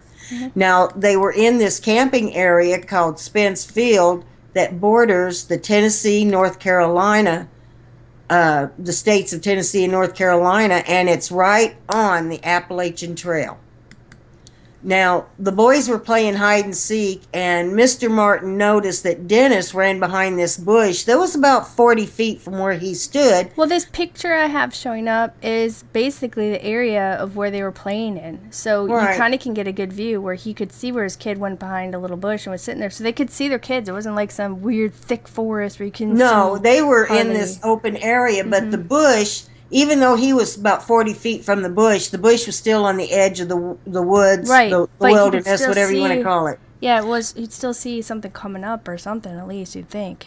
Right. Now, the other 3 boys jumped out of their hiding place, but Dennis remained hidden. So Mr. Martin walked over to the bush, and Dennis was gone. So he took off in a dead run down the Appalachian Trail for 2 miles. Yeah, trying to find him, yeah. But there was no sign of Dennis. Now, the park rangers were called, and this massive search began. Right. Now, according to retired Ranger Dwight McCarter, who was part of the search and rescue, he said there were special forces who happened to be training nearby. They were joined in. Mm-hmm. The Green Berets joined in, the Park Service, the FBI, and thousands of volunteers from all over the area. Mm-hmm. But McCarter says that the search was poorly organized and that the Green Berets wanted nothing to do with anyone else, and they set up their own command post with their own communications. And they would talk with no one outside their own little group. Mm-hmm. But in all, there were 1,400. Which is weird. I know. Because you think that they would be better traversed in doing this, so why not communicate with the volunteers to help them to learn how to better track? And this was an elite military which is strange group. because they don't really bring that type of group in for missing people cases, and we've read thousands of them where they were never brought in, so why were they Right. brought in for this specific case? Exactly. And not only that, they came in for a while and searched, and they left, and then they turned around and come back. Mm-hmm. Now, but like I said, McCarter said that the search was poorly organized, and there were like 1,400 people looking for Dennis, but without organization, that many people, they're going to trample evidence that might otherwise have been found. Mm-hmm. He said the tracking dogs had a problem picking up a scent because even that was tainted. Which is weird because... Well, you got all those 1,400 people. No, the search is not organized. Everything's going to be tainted. But you can bring in these same type of dogs in a city, and they can track the scent of a person for miles throughout a city. I've seen it done on many live shows. So But a lot of these missing cases of the 411, what this was actually included, it comes with, it's similar with that story where the dogs, they'll have the track and then everything just disappears, which is abnormal, you know. Yeah. Well, nothing was found, but it didn't help that that particular night, here we go, there was a massive storm that probably washed away any evidence anyway. See, every single time there's a lot of these weird cases where instantly a storm uprises when supposedly a Bigfoot creature comes about. Now, author David Paulides, when he was writing his book, he came across this story, and this story bothered him so much that he really dug into it. In 2010, he tracked down Dwight McCarter and interviewed him. And what he learned was more than just a child wandering off and getting lost. Now, according to McCarter, important clues and leads were virtually dismissed by the FBI. And he felt that the entire search and rescue was just plain botched.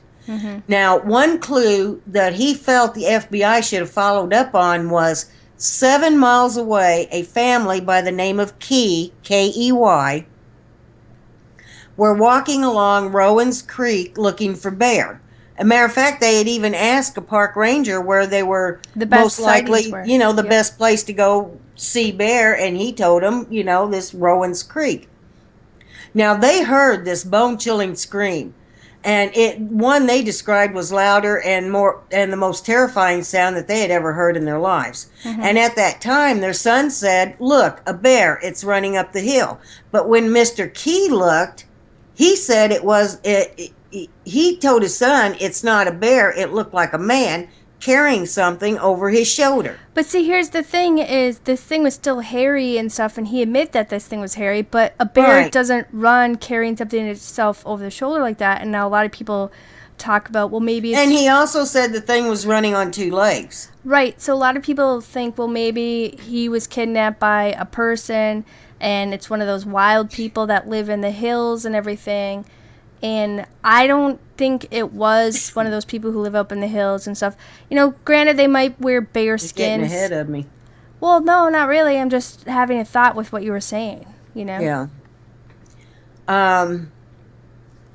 Okay, what I found interesting was that even though this incident was strange, to say the least, right, the Key family didn't even give it another thought until the next morning when they saw Dennis's picture in the newspaper.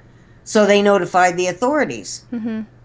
But the FBI dismissed it, saying that the distance was too great for the small amount of time, which was 2.5 hours. For a little kid, too, yeah. Yeah, yeah, exactly. Or an abduction.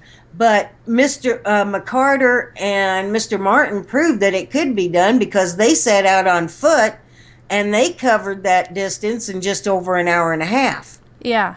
So they proved that wrong, that theory wrong. So they proved that wrong. No way somebody could have been carrying him off from there. Yeah, basically they proved that 2.5 hours was enough time to do this. Yeah. More than enough. Right. Now, another clue or lead was a small footprint of an Oxford shoe, and Dennis was wearing Oxford shoes that day when he went missing. And again, the FBI dismissed this because they said that it could be from one of the children in the search party. Now, I don't know about you. Yeah, what the hell? But there were no children in the search party, only adults. Yeah, who brings their kid to go look for missing people? That makes no sense. Hey, let's have a picnic while Mom and Dad look for that lost kid. Yeah, then you're going to have another missing kid on your hand. I believe you. There's no missing children that search. That just sounds like some BS being passed, Well, when pressed by Paulides... Yeah, that guy who wrote the book? Right, the guy who wrote the book. McCarter said that he believed that it was a case of abduction. He did not believe that the boy wandered off because of the lack of leads. And when pressed further, McCarter admitted that there were these families, and notice I said families, plural. With an S, yeah, multiple With people. an S, of wild men and women living in the back hills of the park. Yeah, that's what I was kind of talking about a little bit earlier. There are, because people in chat were mentioning it, that's why I was saying it, you know what I mean? Yeah. But yeah. Now, according to McCarter, these so-called wild people lived off the grid. They wore animal hides and were very dangerous. In fact, a couple years earlier, one of the rangers encountered one of these wild people, and it nearly cost him his life. And all the park rangers knew about them and had all the I'm They've getting seen tongue them. tied They've here. seen them, and they knew about All these the people park living in there. rangers Yeah. and the ranger service knew about them, and some had even seen them. And one of the rangers described his sighting as unkept or dirty, no clothes, and hairy. Well, here's the Now, thing. But here's the thing. I don't know. Because you're saying that this guy's what? Saying that he was abducted by these wild people? Is that what this guy's alluding to? exactly. He believed that Dennis was abducted by one of these wild people, and during the interview, Well, wait, but here's the thing, there, like, people are saying in chat or whatever, there are people who are these wild people who live in the woods or whatever. I don't think a wild person was seen carrying a person off in the woods when those families saw that. You know what I mean? And said, look, it's a bear right. running off the kid. But It's kind of strange that one of them said, "Look at the bear," and the other one said, "That's not a bear." So you got two people looking at the same thing, and you got two different descriptions. Well, it wasn't no, it wasn't, because there's other sites, if you go read, they're very thoroughly written properly, where the guy's saying it can't be a bear because it's running on two legs carrying something. Right. That's why he stated it wasn't a bear. It has to be a man, because bears don't run that way, even though it was still a hairy creature running off with the thing a of it kid. is, But what I'm trying to say is, like, there are people who live out the woods. They do wear animal hides and stuff. Maybe it's possible that these things were kidnapping people, whatever. But I don't think that they were the ones that kidnapped this kid. well, Just McCarter, because the description sounds like a Bigfoot, by a few well, people. McCarter went to great lengths not to say Bigfoot, and Pilates did not mention Bigfoot in his book, but in an interview he gave later, he insinuated that a Bigfoot is what abducted Dennis. Now, Dennis Martin has been missing since 1969, and no one knows for sure what happened to him. He has never been found. And there has been talk of a cover-up by the Park Service and local authorities, but what could be the reason? Maybe the reason is that there were 12 other people missing from there. In that park, yeah. Missing in that park that is never mentioned. And for the most part, those missing, including Dennis, have only been given a brief mention in the local newspapers.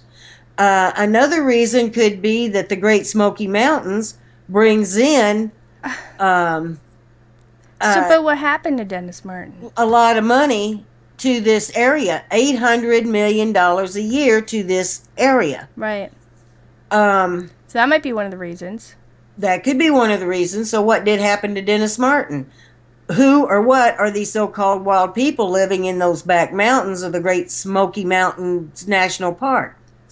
Why would the park cover up not only Dennis's disappearance, but also the other 12, well, or I here's should the say thing. the other 11? Right, well, here's the thing. Like, one, I think you mentioned before at one point, not tonight, but in random conversations, like, why would these people live in the woods like this, or why they be like that? And, I think I made a comment before, like, well, we can't explain why people do the things they do. Everybody's got their own different flavor to why they're nuts. You know what I mean? So we don't really know. Because we had talked about this in private before one time. But remember I told you that I came across, and you were talking about why would these people go to great lengths to cover something up like this and say, oh, it's probably a wild person, and don't want to admit if it's possibly a creature hunting and stalking people while they're in the woods, because there's too many cases that don't add up that we found. And we're not saying that we respect all these families and stuff when it comes to missing cases and stuff. We're not making light of this. We're not making fun of this. We're not trying to cause any negative about it. We're just saying there's certain things that were brought up by people who were there involved at the time that doesn't make sense, and we do wish that people find their missing loved ones and stuff like that, and we're not trying to just make anything negative towards these people or anything when we're talking about this one case, because there's a lot of people who go missing on the Appalachian Trail that Right. are imprisoned. But it should also be noted, though, that the FBI agent that was in charge of investigating missing people in the park committed suicide. Yeah, but I was going Right. to say something before you finished your thought. You know what I mean? Was adding to it. But remember I told you I found that newspaper article? Because you were asking, well, why would they cover this up? I'm trying to answer your question for you before you go ahead and finish talking. But I'm trying to answer your question. I found that newspaper article I was telling you about, remember? Where it said specifically that the elusive Bigfoot gets official recognition by the U.S. Army. Where maybe because it says the U.S. Army has officially recognized Bigfoot, the legendary ape-like creature that stalks the wilds of the Pacific Northwest and Russia, and it's first ever been a U.S. government agency, and it claims in the latest environmental atlas published by the Army Corps of Engineers, which devotes an entire page to this mysterious creature. And they actually have it in there where they show where this creature is and what areas in North America, and where to avoid, we're telling people not to shoot it and kill it, and it's in their environmental atlas, and the Army Corps people, they know about this stuff. So if they know about this and they actually have it in their stuff, maybe like you're saying, these parks and these services and stuff, they don't want the public to really know this, because you say they make what, $800 million a year? Well, we did a story on the Smiling Man. Remember that? And that happened. The Smiling Man. Yeah, it was an alien story. When we did, Durenberg or something like that. Well, Durenberger. Yeah, it was basically same difference, but different creatures. It was basically around the same area of the country. Right. But anyway, back in the 1960s, and this could also be another reason too, because there were UFO sightings over the Smoky Mountains National Park and the Appalachian Trail. Some people claim that Bigfoots are a part of alien stuff too. Well, that's what I was going to say. Okay, go ahead. Back in from the 1960s to the 1970s, there was a rash of UFO sightings. And at the same time, there was a rash of Bigfoot sightings. Yeah. Mm-hmm. So one of the theories was that Bigfoot were aliens from outer space. And a lot of times when there were aliens Bigfoot were dropping these things off. Who knows? Yeah. But and so a lot of times when there was a Bigfoot sighting that the military deemed plausible, then they were investigating it. And this makes me wonder, this particular story, why did the Green Berets go out there twice and look? And why did they want nobody else involved? And why did the Special Forces, why were they involved? And why didn't they want any of the other volunteers having anything apart near or around them? And there were people who were told to avoid certain areas up there if they didn't have guns and stuff, because I think that, and like I said, the government had this Bigfoot recognized. And why was the FBI dismissing vital leads? Mm-hmm. Vital leads. Right, and there was a lot of people turned away and everything else. There's a lot of weirdness when it comes to this one case.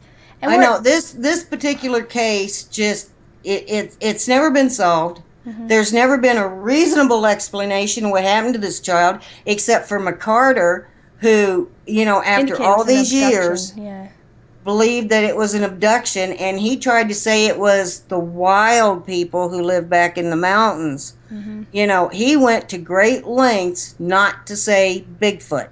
Right, but we don't know who or what.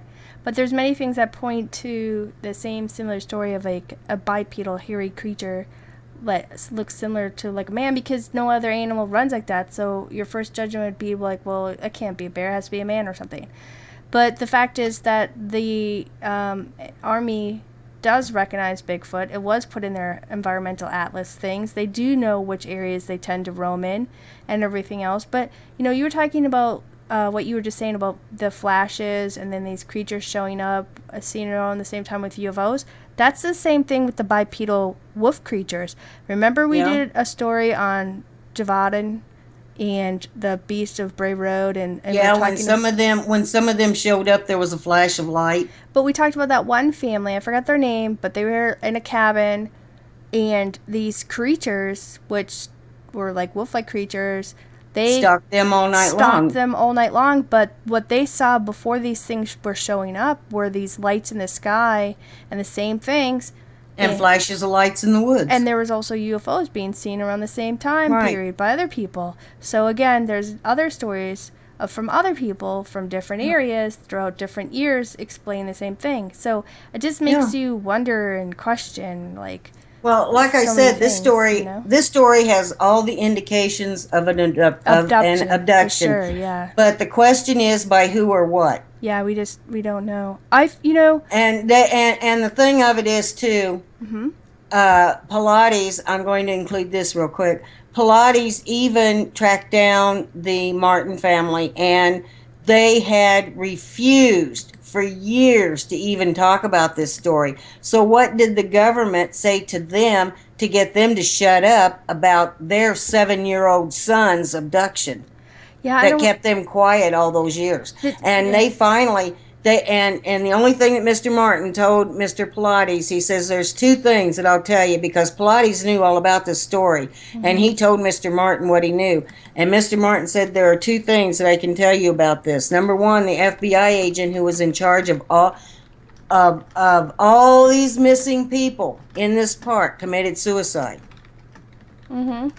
And that there were 12 other missing people who were never found. Right. There's just so many things. Like I said, we're going to do more when it comes to This particular story could have been a whole show in itself. Well, right. But there's a lot of these missing cases we're going to continue to do when it comes to national state parks, forests, and everything else. Because it's a reoccurring stuff, because there's so many of them that we can fit in our first show or whatever. But I did find another story, too. You know, we're not alluding to or saying we know for sure what happened to this kid or who particularly stole this kid. No, but there's a lot of strange things going on. There are people who claim to see a cryptid creature, like a bear running on two legs, running off with something over his shoulder. But, you know, somebody to me stole this kid for sure. Right. I mean, something happened to this kid, and I'm not saying for sure what it is. I'm only giving my opinion. Mm-hmm. And anybody who's been listening to me for a while knows that I'm very opinionated. Right. But we change and grow throughout the years, too, with our thoughts. You know, we might not believe in something, then, over time, so many things start to alter our belief. But I found another story, too, where a family was being harassed, too, kind of like what you were talking about earlier, with the, what was that one story? Not Portlock, Alaska, but the one after that, Ruby Creek incident where a family was... Well, I found another story that happened, like, in the 60s, actually. I'll just change pictures real quick. And of my drawings I drew up, because this drawing matches with a little bit of the story that I'm going to talk about. That's why I drew this picture. But this is called the Cowman of Copalis Beach. Is that how you say that one? Copalis Beach. Yeah, Copalis, sorry. Beach. Yeah, that's okay. Well, this happened, like I said, in the 1960s in the Copalis Beach area. Now, again, several men were working on a logging cruise. And they're, during that time, they were cutting down old fallen cedars and stuff. And there was this guy's name was John, and he was the foreman of this crew. And it was his family that had this encounter with the Cowman. That's what his kid called it, okay? But it was during July, and it was like a Monday, when John, this foreman, he arrived extremely late for his job, and he was kind of shook up. And when he approached his other coworker, he asked if they could go talk privately in the office so no one else could hear the reason why he was late. Well, that's when he began to tell this story of something that attacking his house that entire weekend. And he went on to tell the story. Well, Friday evening, when he returned home from logging, his youngest son, Tim, who was 4 years old, told him that he saw this large cowman walking in their field that afternoon. Now, at first he thought maybe his son meant cowboy, because many people around that area wore cowboy hats, you know what I'm saying? So he asked his son if he was wearing a hat, and his son told him, "No, Dad, he's a cowman. He was tall, he's hairy, and he stunk really bad like cows."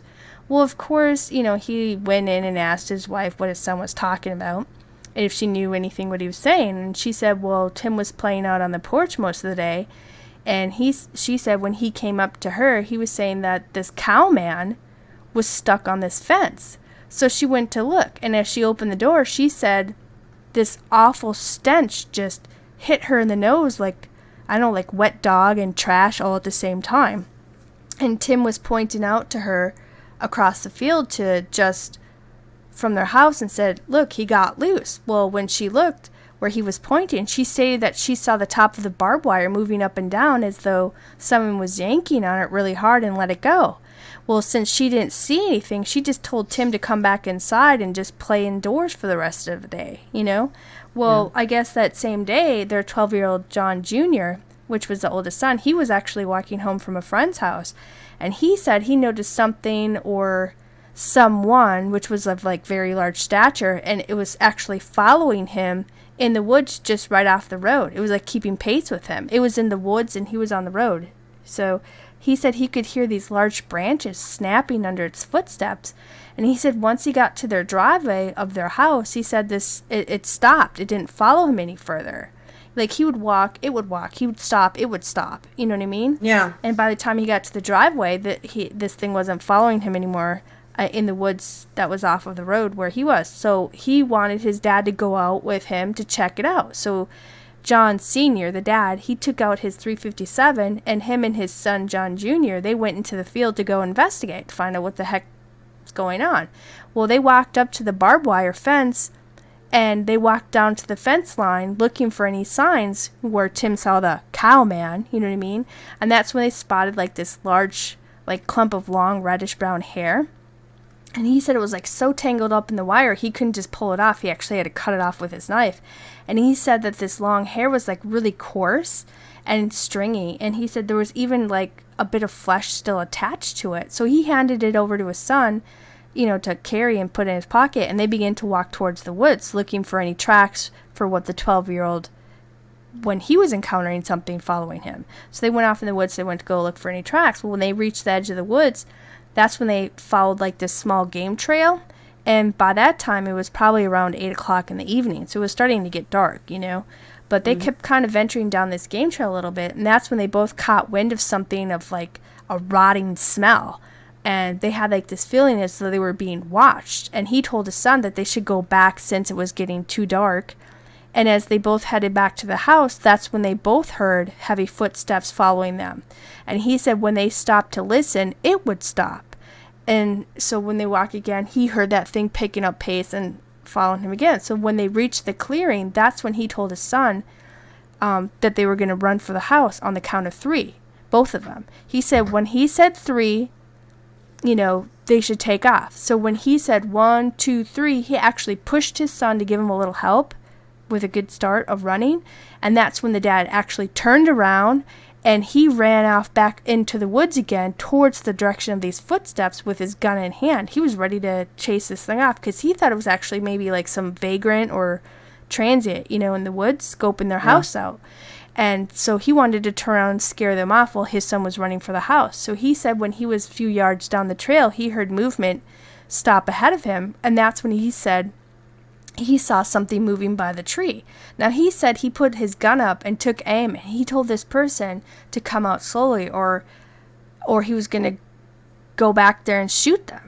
Well, nothing happened. It was nothing but silence. Then he saw movement again out of the corner of his eye to the right of him. And when he spun around to look, he said it looked like this large, like hairy bear thing moving through the brush. And it was about 15 feet away from him. And at first he said he thought it was like a bear, but he soon realized it wasn't because it stood up on 2 legs and it turned its body towards him and glared at him. And now he was telling his coworker this. He said that this thing was like a giant, massive bulk muscle of like over 8 feet tall. And he said its eyes were like a glowing deep red orange. He said its teeth, it was showing its teeth because its lips were curling back like it was like angry, you know what I mean? And in a defense mode. And he said that this thing lunged and pushed on a tree with like this super force, and it snapped this tree and it came crashing into another tree branches. And then he said it took off running into the woods in the darkness. And, you know, he was kind of shocked what he saw. And he realized that this thing wasn't actually running away, but it was running off in the direction to his house towards his family. Well, that's when John Sr., the dad, he took off running on that game trail hoping to beat this thing before it got there, like kind of cut it off before it reached the Right. field and the family. So he could hear this creature running and crashing through the brush and the trees near him, and things snapping and stuff. And he said when the dad busted out in the clearing, he said he saw his son waiting for him by the fence, and he yelled at him to run for the house, to get inside, don't just stand there. And that's when this creature came barreling out of the woods about 50 feet from his side, and it crossed like 10-foot clearing in like a mere seconds. And he said it was stepping over the fence in like 2 strides, and it was running parallel of his son, because by that time his son was already running for the house again. Right. And it was already right up with him in mere seconds. Now, John Sr., he said he screamed for his son to run faster, and as he took aim at this creature with his gun, he said the creature was running towards his son, and he knew his son would never make it in time. So he began shooting his gun in the air, not at them, but in the air, to kind of scare off this creature. And he said this creature, he heard his son scream because this creature rammed his son with its shoulder and made the kid go flying about 10 feet in the air before hitting the ground. And then he said that this creature just kept running at full speed, and it passed the boy and then went running into the woods on the other side of the house. And he said when the boy was down is when he took aim at this creature and shot like 5 rounds at it. And he said this creature just hopped the fence and made it back into the woods in like mere seconds. Now, when he reached his son asked him if it was a bear, because he said that he saw something really large and hairy. And he said he actually felt like this huge hand hit his bottom side and made him go flying. So it must have cupped his butt and just flung him. You know what I mean? Yeah. While it was ramming him and stuff. Well, he helped his son up real quick, and they both ran for the house, and they locked the door. And by that time, his wife was freaking out because she heard 5 shots. When you hear 5 shots, of course you're going to be freaking out. And she asked what was going on. And by that time, he went to the kitchen to call 911. And while it was ringing, he hung up the phone because he was thinking, what am I going to tell him? A monster attacked me? How do I even explain this? They're not going to believe me anyway. So he hung up the phone, and he told his wife that this large animal was out there, and that their 4-year-old was right when what he saw earlier. He said he told everyone that night to stay inside, to lock all the windows and the doors. And it was about around 10 that night that the boys went to bed, and the parents kind of stayed up and watched the news. Well, that's when they heard like this loud moaning cry that was stretched out for a long time, and then would end up in that whoop whoop sound, you know what I'm talking about? Yeah. Which a lot of people say they hear when it comes with Bigfoot. Well, they would hear this like cry, and then whoop whoop, and then it would go on for hours, and it was just outside in the woods by their house. Now his wife, of course, screamed, what the blank is that? And that's when he told her what happened outside. He told her like the whole story, and that's when she like begged him, like, please call 911, please call it. And he's like, well, they ain't gonna believe us anyway, so we're just gonna wait it out, you know what I mean? Now, he told his coworker that this creature kept howling like all night long until like 12 a.m. And when he woke the next morning, his kids were already out of their room watching cartoons. And that's when they told their dad that this bear was rubbing up against the house last night, and that he was too scared. The little one, was too scared to get up and get his parents. He said that this Cowman was actually talking funny, and he said that his 4-year-old Tim told his parents that the Cowman was actually right outside his window saying like ooh ah ooh like a monkey, and then he told his dad, his dad asked, did it try to come through his window? And Tid told him, well, no, it's too large to fit in, but that it was making weird faces at him. He said that its teeth were like large Lincoln logs. You know that Lincoln log set you can get to build little cabins and stuff as a toy and stuff? Well, he was saying they were kind of square and shaped like that. That was popular long before Legos. Oh, yeah. People still can get them, I think, at like Yeah. hardware stores or stuff like that. But, he was trying to explain that they're kind of large and squared off like Lincoln logs and stuff, and it was showing its teeth and stuff. But he said that basically what it did was it finally laid down and went to sleep right outside the window, laid down right on below the window and started snoring. And he said at that moment is when he told everyone the dad, after he heard that, he was like, okay, everyone get dressed. We're getting the blank out of the house, and you guys are going to the relative's house for the day, right? So they got dressed and they left, and, he dropped them off and stuff. And he came back. Well, after they were gone, he had this friend come over, which was an ex-cop, and he told him about what happened that night before, everything that took place. And that's when him and his friend, they both went looking around, to kind of explore and see what they could find, any tracks or whatever. And he said when they were walking around the house, they went around by where the leaking garden hoses, most garden hoses Right. tend to leak water time for time or whatever. Eventually, yeah. And there's like this huge muddy pit over there in that area. Well, he said when they were walking by that, they noticed like this huge imprint of what they thought looked like a bare human footprint, but it was 18 inches long. Again, similar 18 to 15 inches, you know what I'm talking about? Right. But also next to the footprint, there were 4 lines drawn in the mud, straight lines, which to them, they looked like were made by large fingers. Well, when they kept walking around the side of the house, when they got to the boys' window, when they looked up at about 8 feet, that's when they saw 4 muddy streaks of like muddy fingerprints on one of the window panes. So he's like, what the hell? But before the 2 men headed off into the woods, they decided to kind of go follow a little bit of tracking around the house for the creature.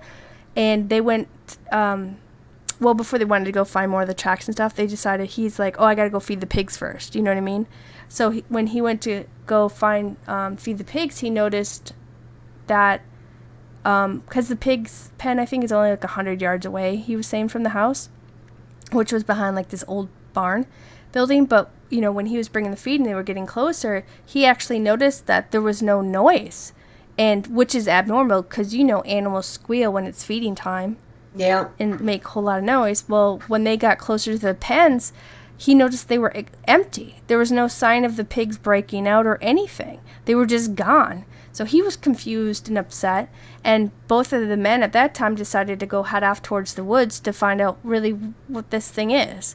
So when they were walking down that same game trail that him and his son walked down the night before, he showed them all the broken trees and the imprints of this creature's footprints and stuff.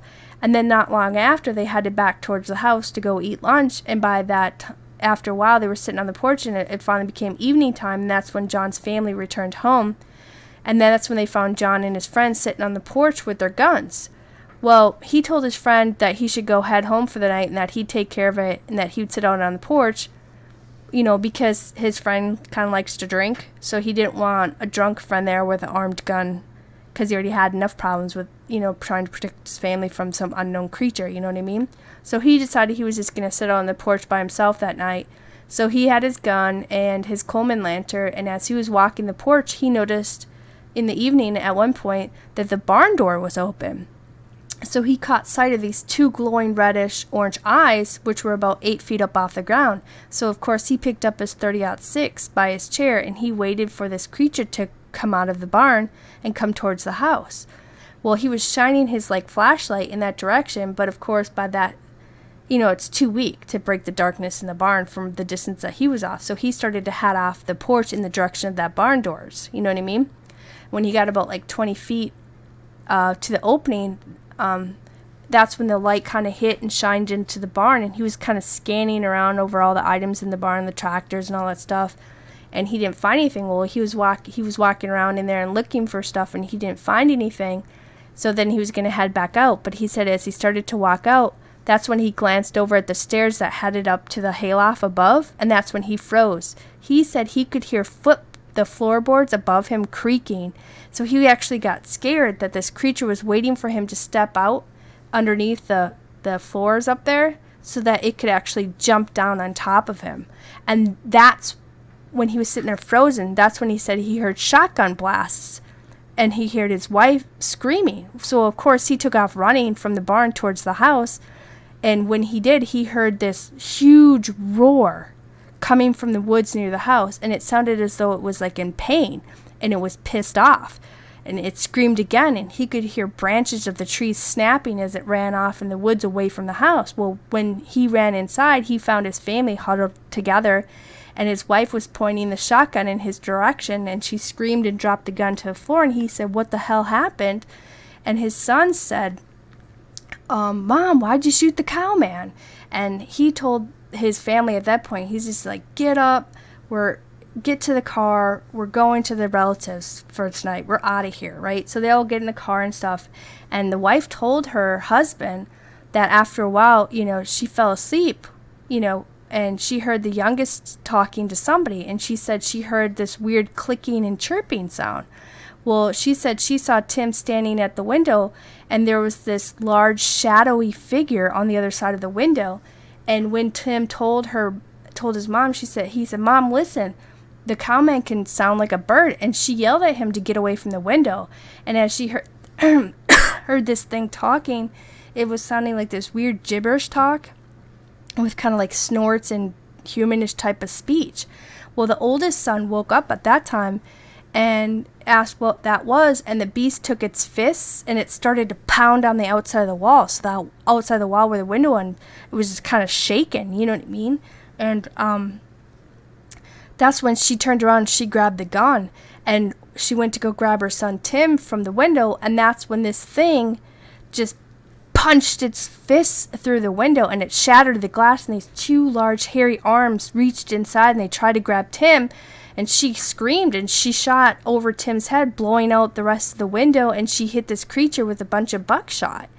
And she said she just jerked back and ran off. She said this thing just jerked off like backwards and just no, I know, just listen. He jerked back and ran off into the darkness screaming. Now you're going to make me screw up and not be able to finish talking.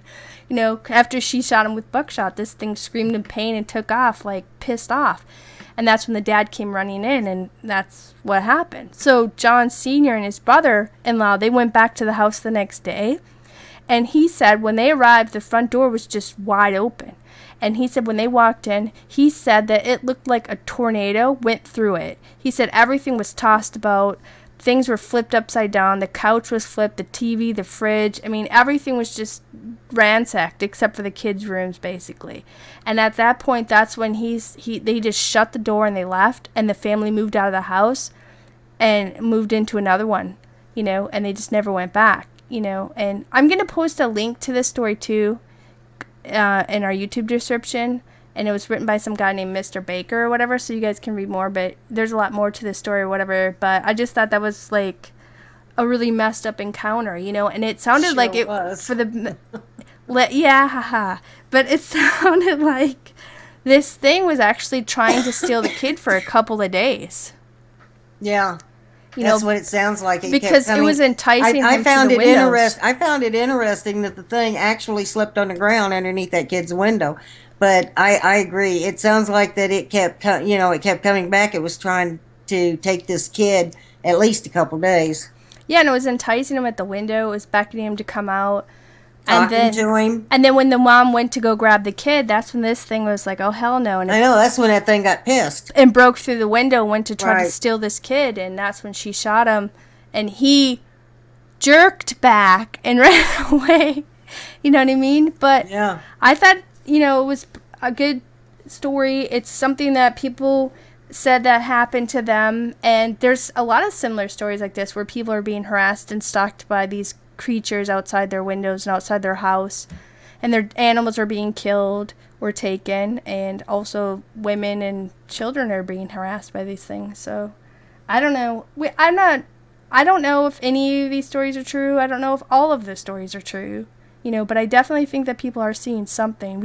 I just don't know what it is. There are literally thousands of reputable reported sightings of Bigfoot every single year in this country alone. Right. There has to be something to it. Right. Absolutely has to be something to it, because these people are not hallucinating. They're not all getting together and conspiring to say, hey, let's get a Bigfoot thing going. Well, right. And there are people from across the United States that haven't even never talked to each other throughout different years, and there are people coming from all walks of life who could lose their job because of telling people that have like absolutely nothing to gain by making these reports. Doctors, lawyers, police officers, you name it. You know, and it's there's just too many people seeing these things, and like we explained earlier, maybe there were a plethora of more of them back in the day before, and they might have just been hunted down more. And nowadays there's just not as much. Just like people claim in your state, there's no big cats, but you saw a big cat. Yeah.